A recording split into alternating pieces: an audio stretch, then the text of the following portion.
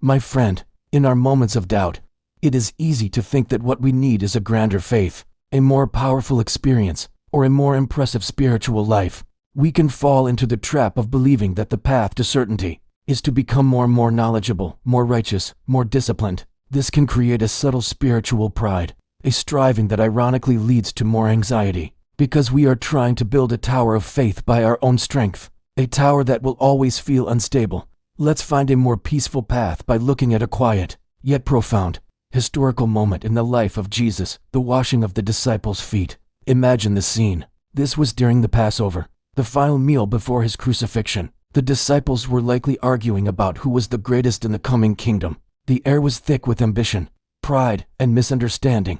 In the midst of this, Jesus, their Lord and Master, the very Son of God, gets up, ties a towel around his waist, and begins to wash their dirty, dusty feet, the task of the lowest servant. Let's analyze the reconciling power of this act. Jesus did not overcome their pride with a lecture or a display of power. He dismantled it with a towel and a basin of water. He demonstrated that the path to true greatness in God's kingdom is not a ladder of ambition you climb, but a basin of water you kneel beside. The disciples' doubts and infighting came from a place of pride and insecurity. Jesus' response was a radical display of humility, showing that true strength and identity are found not in being served, but in serving. This event is a peaceful and profound lesson for our own doubts.